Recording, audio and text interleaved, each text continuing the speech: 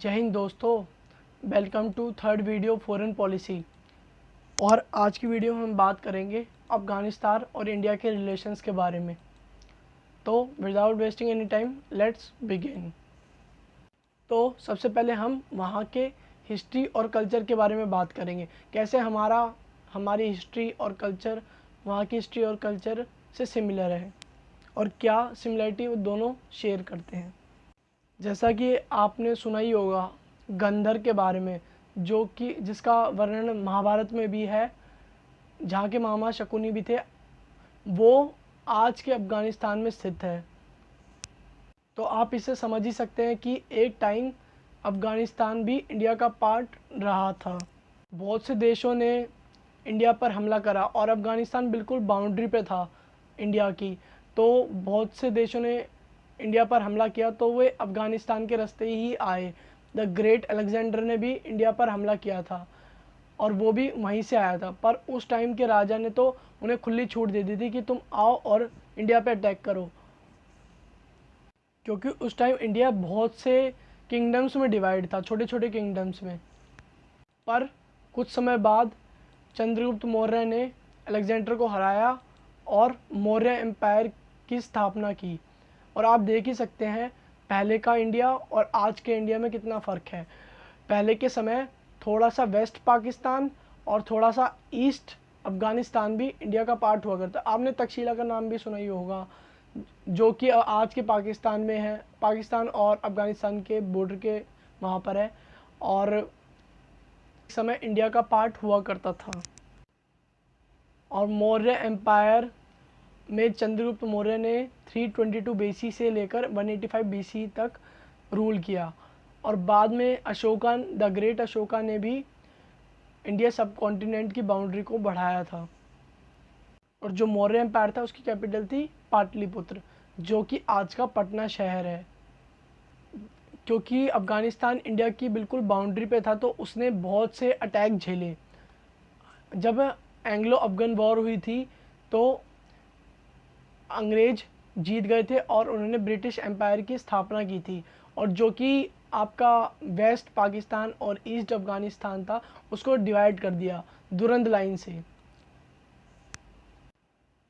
हमें लगता है कि हमारे बहुत से रिचुअल्स ट्रेडिशन दोनों कंट्री के बड़े सिमिलर हैं और वहाँ के लोग भी ये बात मानते हैं। हमें आशा है कि हमारे रिलेशंस अफ़गानिस्तान के साथ बढ़िया बने रहेंगे। तो अब हम बात करते हैं ट्रेड एंड स्ट्रेटेजिक रिलेशनशिप के बारे में। जब यूएस ने अफ़गानिस्तान पर आक्रमण किया था 2001 में, क्योंकि वो तालिबान को वहाँ से पावर से हटाना चाहते थे और वहाँ पे डेमोक्रेटिक गवर्नमेंट को इस्टेब्लिश करना चाहते थे, तो उस टाइम भी इंडिया ने इंटेलिजेंस शेयर की थी और अफ़गानिस्तान की मदद की थी। इसमें इंडिया ने बहुत सा सपोर्ट दिया अफ़गानिस्तान को, बहुत से इकोनॉमिक सहायता भी दी है। हमने वहाँ पर रेल ट्रैक्स बिछाए हैं, स्कूल्स बनवाए हैं और वहाँ पर पावर प्लांट्स लगवाए हैं, और भी हेल्थ में, एजुकेशन में, और यहाँ तक कि हमने वहाँ की जो पार्लियामेंट हाउस है दोबारा रिकन्स्ट्रक्ट करवाया है। और हम वहाँ के बच्चों को, जो कि अफ़गान स्टूडेंट्स हैं, उनको स्कॉलरशिप भी देते हैं, जिससे कि हम एक दूसरे के कल्चर और ट्रेडिशन को और अच्छी तरह जान सकें। और कुछ बच्चे तो मेरे कॉलेज में भी हैं जो इसी स्कॉलरशिप के बेसिस पे आए हुए हैं। तो अब कुछ लोग सोचते होंगे कि हम ऐसा क्यों कर रहे हैं, हम अपने देश में तो कर नहीं पा रहे और हम अफ़गानिस्तान में करे जा रहे हैं। तो इसका कारण भी स्ट्रेटेजिक रिलेशनशिप के द्वारा ही पता चलेगा। तो हम आगे बताते हैं अपनी वीडियो में इसके बारे में। जो Indian army border road organisation है, उसने अफ़गान प्रोविंस में निमरोज़ में 2009 में एक रोड बनाया जो डेलाराम और जरन्स को कनेक्ट करता है। और हम बहुत से रोड बना रहे हैं जिससे कि हम जो काबुल है, मेन कैपिटल अफ़गानिस्तान की, हम उसको कनेक्ट कर सके छाबरार पोर्ट से, जो कि ईरान में है, जिससे कि हम जो डिपेंडेंसी है अफ़गानिस्तान की पाकिस्तान पर, मेनली इकोनॉमिक डिपेंडेंसी, वो हम कम कर सकें। और आप देख सकते हैं यहाँ पर है वो छाबरार पोर्ट, जो कि पर्शियन गल्फ़, और ये गल्फ़ ऑफ ओमान है, ये ओमान है और ये गल्फ़ ऑफ ओमान है और ये पर्शियन गल्फ़ है, इसके बिल्कुल बीचों बीच ही है। और यहाँ ही से सारा जो ऑयल का ट्रेड है वो भी होता है। और हम ऑलमोस्ट 90% ऑफ इंपोर्ट जो हम करते हैं ऑयल का, वो हम ईरान से ही करते हैं। तो हमारे लिए जो प्लेस है बड़ी इम्पोर्टेंट हो जाती है। तो हम छाबरार पोर्ट बना क्यों रहे हैं, इसका एक कारण है कि हम एक तो चाहते हैं कि जो लैंडलॉक्ड एरिया अफ़गानिस्तान का वो ट्रेड कर सके सी के थ्रू, क्योंकि जो हम जानते हैं कि जैसा कि जो ट्रेड होता है सी के थ्रू होता है वो सबसे चीपर होता है, और हम जिससे कि आसानी से ट्रेड कर सके। पर पहले ईरान और अफ़गानिस्तान दोनों ही ग्वादर पोर्ट से ट्रेड करते, जो कराची में है, पाकिस्तान के कराची में, वहाँ से ट्रेड करना पड़ता था।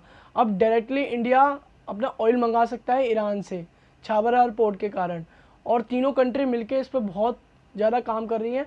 और इंडिया ने बहुत सारे रेलवे ट्रैक्स और रोड्स बनाए हैं जिससे कि वो डायरेक्टली कनेक्ट कर सके छाबरार पोर्ट से अफ़गानिस्तान को। इससे तीनों कंट्रीज़ को फ़ायदा होगा, इसलिए हम ऐसा कर रहे हैं कि हम स्कूल्स बना रहे हैं और ये रोड्स बना रहे हैं, रेलवे ट्रैक्स बिछा रहे हैं अफ़गानिस्तान में। और जो कि डिस्टेंस है ग्वादर पोर्ट और छाबरार पोर्ट में वो 72 किलोमीटर का है। इससे ईरान और अफ़गानिस्तान दोनों को ही फ़ायदा होगा अगर छाबरार पोर्ट से वो ट्रेड करे तो, वरना ईरान को 72 किलोमीटर यहाँ पे ऐसे भेजना पड़ेगा और फिर ट्रेड करना पड़ेगा टेरिटरी के थ्रू। तो अब हम बात करेंगे कि जो एक बार एक इंडियन नेशनलिस्ट को तालिबान के लोगों ने मारा था, तो तब इंडिया ने 35 ITBP यूनिट को भेजा जिससे कि वो काउंटर कर सके तालिबान, जो कि एक टेररिस्ट ऑर्गेनाइजेशन है जो कि मानवता के लिए बहुत अनिष्ट करती रहती है। और ऐसा माना जाता है कि पाकिस्तान शेल्टर दे रहा है तालिबान को। और तो भाई सार्क क्या है? सार्क है south Asian association for regional cooperation. ये साउथ ईस्ट एशियन नेशंस का एक ग्रुप है, इसमें इंडिया भी और पाकिस्तान भी इसका पार्ट है, और श्रीलंका, बांग्लादेश। इसके लिए मैं एक अलग से वीडियो बनाऊंगा। तो 2005 में इंडिया ने इसका प्रस्ताव रखा कि भाई अफ़गानिस्तान को भी इसका मेंबर होना चाहिए, और 2008 में इसको अफ़गानिस्तान को इसकी मेंबरशिप मिल गई। इंडिया करीब 10.8 बिलियन $US इन्वेस्ट कर चुका है अफ़गानिस्तान में, चाहे वो डैम बनाने की हो बात, चाहे रोड बनाने की, रेलवे ट्रैक्स हो, चाहे, तो हर जगह इन्वेस्ट कर रहा है इंडिया अफ़गानिस्तान में।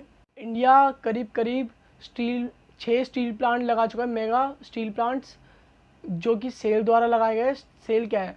Steel authority of India limited. और हम करीब 800 megawatt power plant, hydro electric power plant लगा चुके हैं, प्रोजेक्ट लगाते हैं। एक सलमा डैम करके नाम है, जो कि एक फ्रेंडशिप का सिंबल है इंडिया और अफ़गानिस्तान के बीच में, जो कि एग्रीकल्चर में इरिगेशन को बढ़ाने के लिए भी है और साथ साथ इलेक्ट्रिसिटी जनरेट करने के लिए भी अफ़गानिस्तान में बनाया गया है वहाँ का। और साथ ही साथ हमने वहाँ का पार्लियामेंट कॉम्प्लेक्स है उसके लिए भी इन्वेस्ट किया, वहाँ के रोड के लिए भी इन्वेस्ट किया है। हमने जो पार्लियामेंट कॉम्प्लेक्स के लिए पैसा दिया था अफ़गानिस्तान को, अफ़गान गवर्नमेंट को, वो करीब 710 करोड़ रुपए, इंडियन रुपीज़ कह रहा हूँ मैं यहाँ पर। भाई पाकिस्तान ने भी मना कर दिया कि तुम भाई हमारा एयर स्पेस यूज़ नहीं कर सकते, तो इंडिया और अफ़गानिस्तान ने फिर 2 एयर कॉरिडोर बना लिए बायलैटरल ट्रेड करने के लिए, इसलिए भी हम छाबरार पोर्ट का यूज़ कर रहे हैं। अब हम बात करने जा रहे हैं US ने जो अपनी फोर्सेस हटाई है अफ़गानिस्तान से, जो कि लड़ रही थी तालिबान से, उसका क्या प्रभाव पड़ा है अफ़गानिस्तान पर मेरे हिसाब से ऐसा कुछ प्रभाव नहीं पड़ा है उनकी डील से। वहाँ का लोगों की बात माने तो वो कहते हैं कि हमारे लिए पाकिस्तान और ये US और ये तालिबान तीनों ही एक शराब खेल की तरह हैं। इनकी डील कुछ नहीं है, फर्जी है, और ये सब अपने देश के लिए ही फ़ायदा कर रहे हैं। और पाकिस्तान जब तक इनकी पॉलिटिक्स में इंटरफेयर करना बंद नहीं करेगा तब तक कुछ नहीं हो सकता अफ़गानिस्तान का। तो अब हम बात करते हैं, अभी भी काबुल में एक टेररिस्ट अटैक हुआ था जिसमें बहुत से लोग मरे। हम इसको कंडेम करते हैं बिल्कुल, और हमारी जो लोग मरे हैं उनके लिए सांत्वना है। अब हम बात करने जा रहे हैं तालिबान इंडिया से टॉक क्यों करना चाहता है। वो अपनी प्रेजेंस बढ़ाना चाहता है अफ़गानिस्तान में, और वर्ल्ड में भी अपनी प्रेजेंस बढ़ाना चाहता है, जिससे कि वो दोबारा पावर में आ सके। तो इंडिया को तालिबान से बात करनी चाहिए, नहीं करनी चाहिए, ये बात हम अभी थोड़ी देर में बात करेंगे इसके बारे में। अभी अभी यूएस इन्वॉय जो अफ़गान इन्वॉय थे, यूएस के इन्वॉय थे अफ़गानिस्तान में, वो अभी अभी थोड़े दिनों पहले इंडिया आए थे और वो कह रहे थे कि भाई अभी तो हमारी तो डील हो चुकी है तालिबान से, अब तुम कुछ करो भाई कि जिससे कि पीस आ सके अफ़गानिस्तान में। तो अफ़गानिस्तान ने भी कुछ खुद ही स्टेप्स लिए हैं। अब जो दो पॉलिटिकल पार्टी थी, दो मतलब प्रेसिडेंट के उम्मीदवार थे, दोनों ने पावर शेयरिंग कर ली। एक थे अब्दुल्ला और एक थे अशरफ गानी, जो कि अभी हाल के प्रेसिडेंट है अफ़गानिस्तान के। दोनों ने पावर शेयरिंग कर ली और कहा कि भाई दोनों हाफ मिनिस्टर देंगे कैबिनेट में। तो भाई इसका क्या प्रभाव पड़ेगा अब ये जो डील हुई है?